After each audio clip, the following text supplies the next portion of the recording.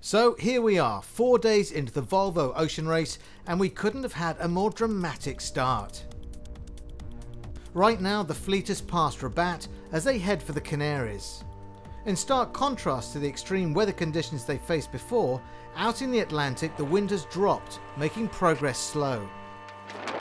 Telefonica is currently leading the race. Along with Puma, they took the decision to head out west in search of the trade winds, and it's a strategy which seems to have paid off, as they are finding 17 knot winds.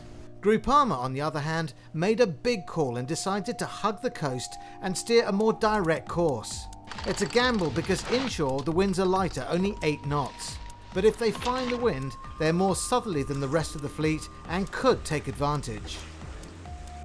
And Camper, well, their trail shows how they followed Groupama inshore and then cashed in their loss and headed back out. But this change of heart has cost them time and position. And basically we've had to depart from the plan of going down the African coastline to now going west around the Canaries. So slight change of plan. We've taken a hit from Telefonica and Puma out wide. We just have to see when this front comes across us now how we're positioned. So not our best day. But as you can see from the map graphic, we're only looking at 4 boats and not 6. So what's the situation with the other 2, Sanya and Abu Dhabi? Well, as we know, Sanya sustained major damage to their hull just before the Straits of Gibraltar and were forced into port at Motril, where the full extent of the damage became clear. Crew member Andy Micklejohn with a broken foot. You know the painkillers are working when you can crawl around the boat. And a huge gash in the hull that would inevitably force them to retire in this first leg. As the crew regrouped back in Alicante for crisis meetings to plan their next move, skipper Mike Sanderson talked us through the events of the nightmare they've been through.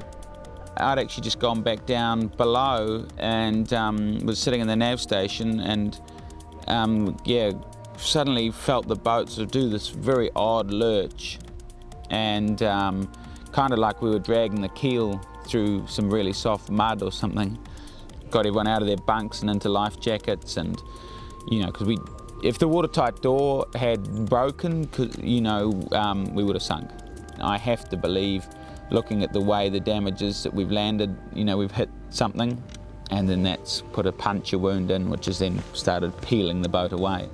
So the worst case scenario, of course, is we ship the boat to Cape Town and are unable to fix it in time, because what we have got to do, it looks, is, chop out, possibly a 6 metre by 3 metre by 1 metre section of boat and replace it.